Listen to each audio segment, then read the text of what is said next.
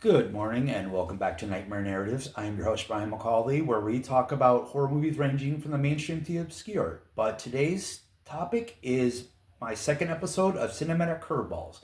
And today's episode is the top 15 films of the 1970s, five honorable mentions, and then the regular countdown. And this list was hard as there's so many great films that came out in this decade, just a lot of treasures. So some of the movies that you love may not be on this list, but this is my list per se, and I think it's a great list. So let's get started on this journey. And coming at number 15 is Blazing Saddles, a very controversial comedy nowadays.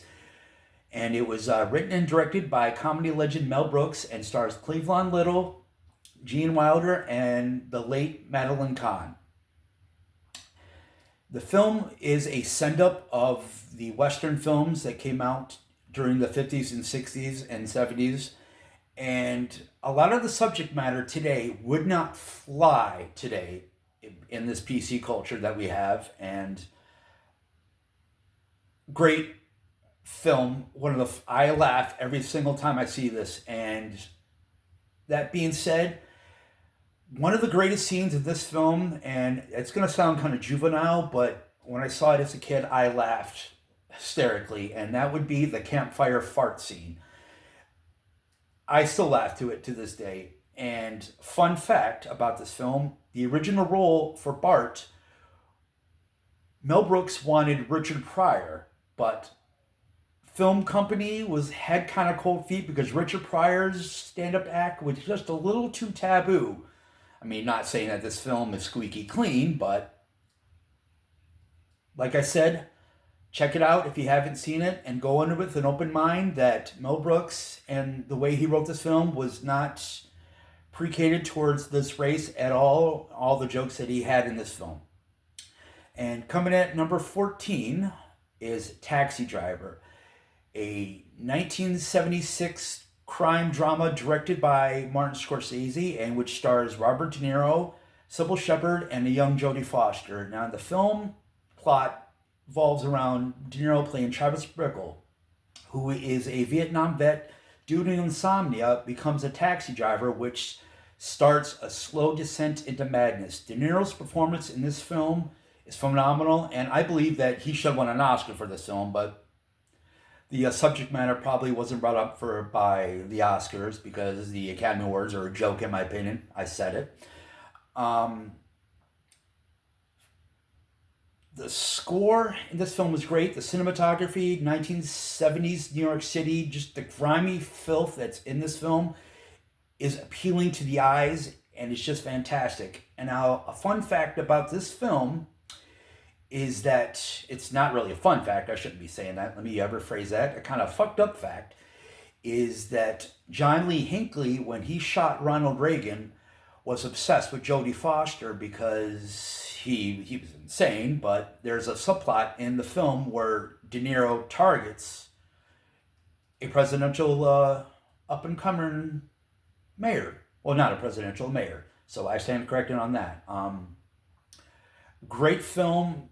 Highly recommend it. Go out and see it. And coming at number 13 is Jaws, a 1975 film written and directed by Steven Spielberg and stars Roy Schneider, Richard Dreyfuss, and the late Robert Shaw. The film centers around a small Amityville town that is threatened by a great white shark. And fun fact about this film is that the shark had malfunctioned during a few scenes, so you don't see it. So that led to when the shark finally appears, you're like, holy fuck, that was phenomenal. And another fun fact is that the mom, who plays one of the victims of the film, went into a restaurant years later and saw there was an item called the Alex Kittner sandwich, and she plays the mother, and she was inquiring about this. And who is actually the cook who actually came up with the sandwich is the actor who played her son. And it was kind of a really cool reunion. So if you haven't seen it, go out. I highly recommend it.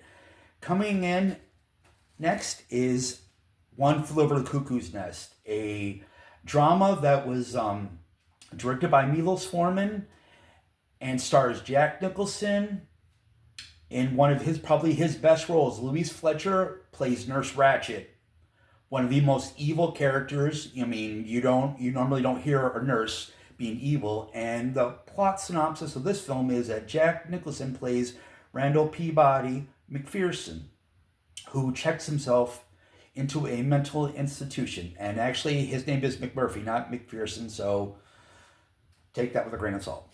And he challenges authority in this film and goes head to head with Nurse Ratched. And the ending scene in this film is one of the biggest blow-ups in cinematic history. Now, another fun fact about this film, the novel was originally written by Ken Casey, who was one of the merry pranksters of the 1970s and 60s. And apparently, which could be true, could not be true, is that he wrote the novel while working in a mental care facility under the influence of LSD. And this film also stars a young Christopher Lloyd, Danny DeVito. Worth seeing. And I highly recommend this movie again. So, and the last of the honorable mentions, and some people consider this film very taboo and very controversial, it's A Clockwork Orange. It was directed by the late Stanley Kubrick and stars Malcolm McDowell. The film centers on, in the dystopian future in England, gangs run the city at night, and the film centers around McDowell's Alex, who is the leader of a gang, and he gets betrayed by his friends and ends up going to prison. And he hears of a treatment that will get you out, and what he decides to do is fake his way through it, and does not realize is that he gets brainwashed and he cannot enjoy the things that he loves. And when he goes released back into the world, all the people that he hurt, he cannot lift a finger and cause any type of harm or malady in any way. Now, like I said, the subject matter in this film today is extremely very unsettling to some people. I mean, the film's topic is rape, violence, and just shit that is, like I said, a very taboo subject. And in the release, where the film was released in 1971, the film was pulled, and Kubrick received death threats, and they wanted to harm and maim him for the subject matter that he did. So, like I said, it's taboo. And small fun fact is there's a scene where there's a bodybuilder helping out another character, and the actor who plays the bodybuilder is David Prowse, who later went on to play the man in the suit for Darth Vader.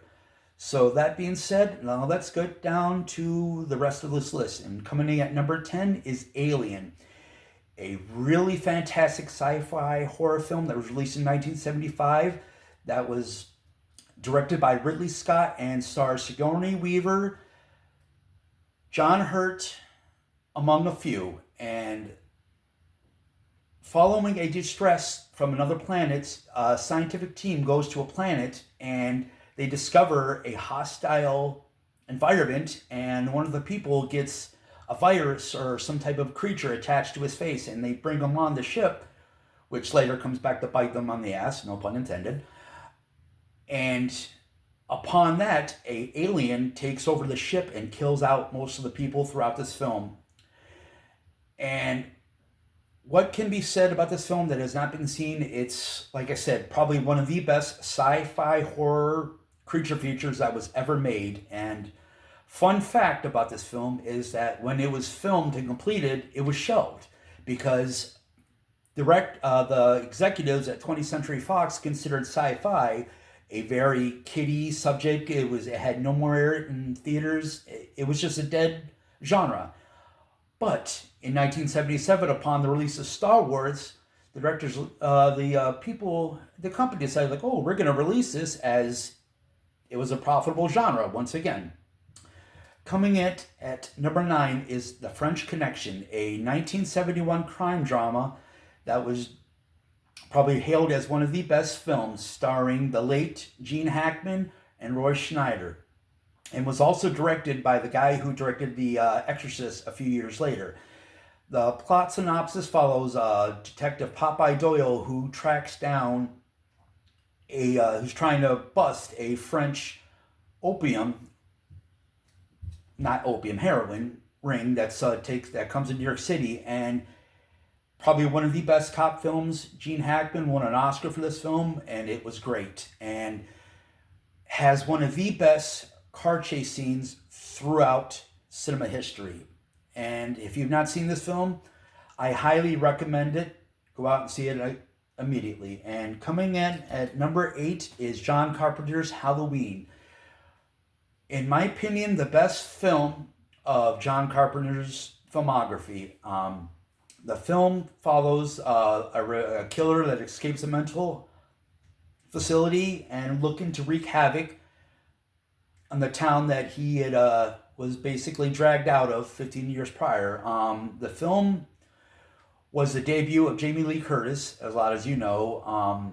Fun fact is that John Carpenter had written this film because he had asked the director of Black Christmas if he was going to do a sequel to it, and he told him no. So that's what got the ball rolling for this film. Fantastic horror film.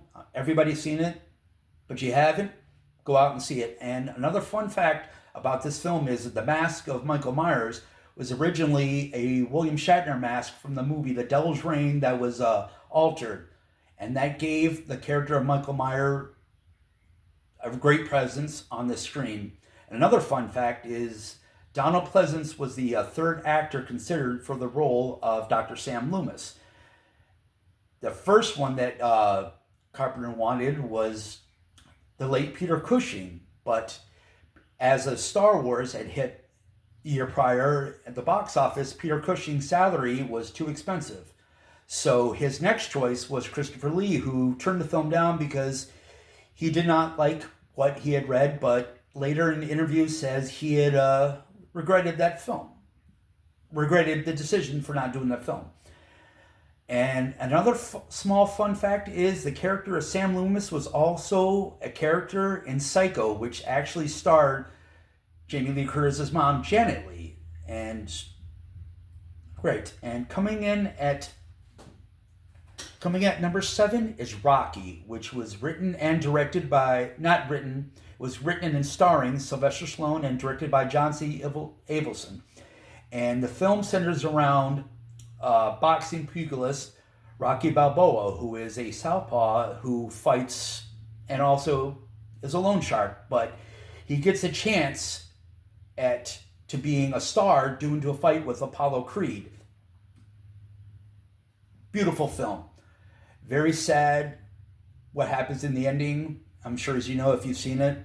If not, I will not say. And a fun fact about this film, when the late Carl Weathers was being considered, he had said while reading, he's like, couldn't we get a better actor to play Rocky Balboa? And that's when Stallone turned around like, who the hell are you? And Stallone later thought, okay, and that's why Carl Weathers got this film. Coming in at number 6, Up in Smoke, which marks the film debut of the comedy duo Cheech and Chong, and the film was directed by Lou Adler. One of the funniest films, I think, that ever came out in cinema. Has many, many, many funny moments, but one of the most talked about moments is the scene where the two characters meet up and they go on that car ride. Funny movie. And another great scene I love in this film is Tom Skerritt's character Strawberry. The one scene where he just goes into one of his flashbacks is just hysterical and worth seeing.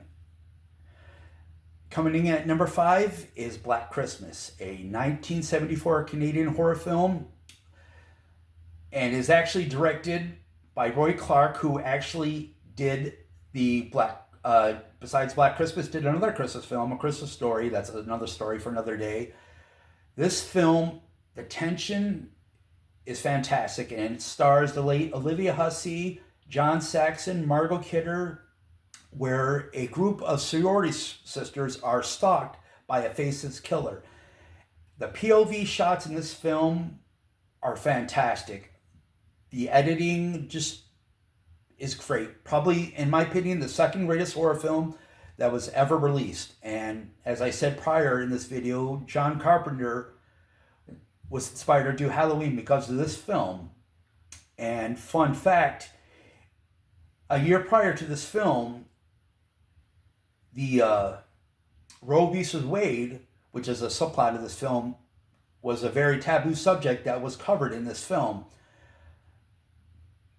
It has nothing to do with the plot of this film, but I think it was a nice touch.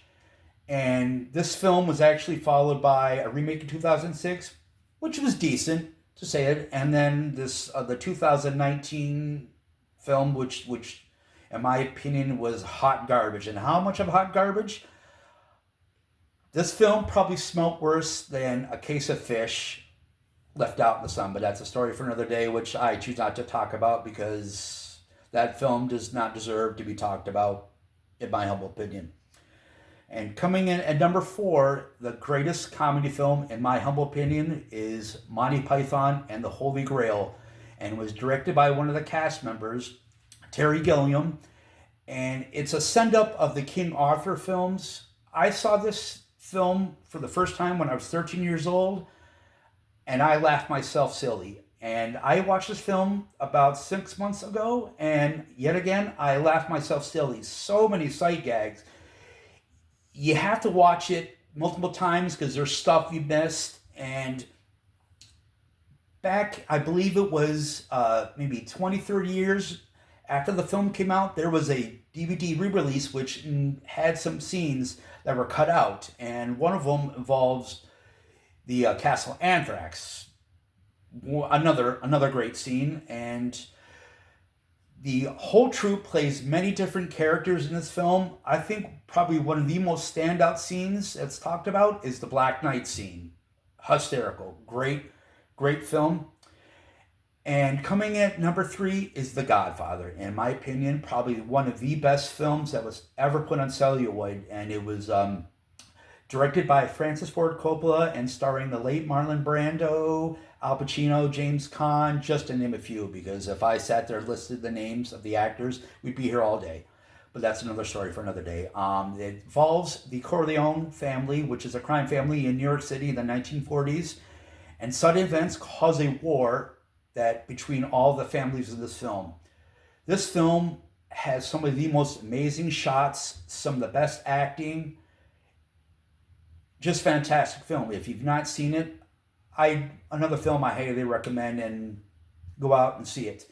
Coming in at number 2 is, in my opinion, the best horror film that was ever put on celluloid, and that is the 1974 classic, The Texas Chainsaw Massacre. Was directed, I don't know why I said written, but forgive my faux pas. Directed by the late Tobe Hooper, and starring Gunnar Hansen, just to name a few, because I'm not going to sit here and list all the actors. I'm sure you know who they are.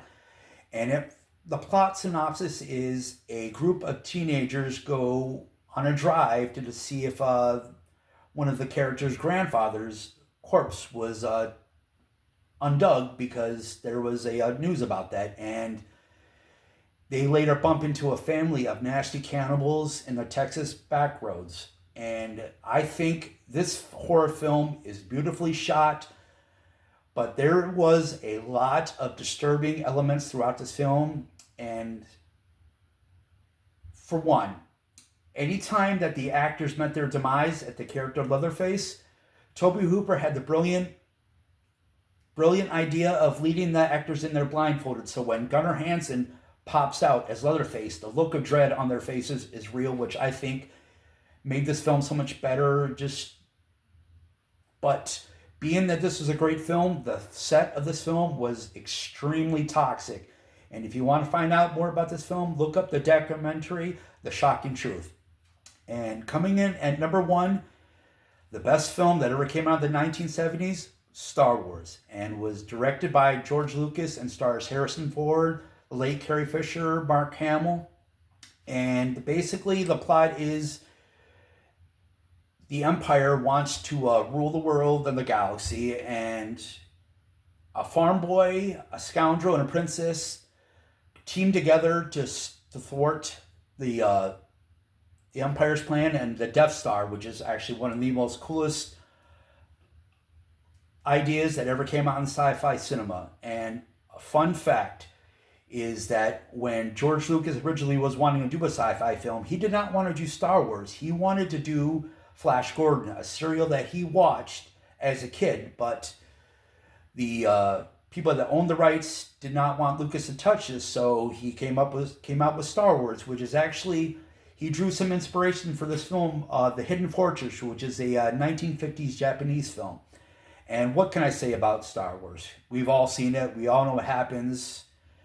And with this film coming out and hitting at the box office, it also made 20th Century Fox get off their ass and release Alien, another great film. And with this film hitting, George Lucas was able to fund Industrial Light and Magic, which does a lot of effect work for movies today. So had it not been for Star Wars, Industrial Light and Magic would not have been founded, and we wouldn't have some of the great movies, including Jurassic Park, one just to name a few. So once again, this is Brian McCauley. I'm your host of Nightmare Narratives, and if you have any regards or any comments, start a comment, leave. Let's have a discussion of these things. And I am signing off. I hope you all have yourself a great rest of your day. Goodbye.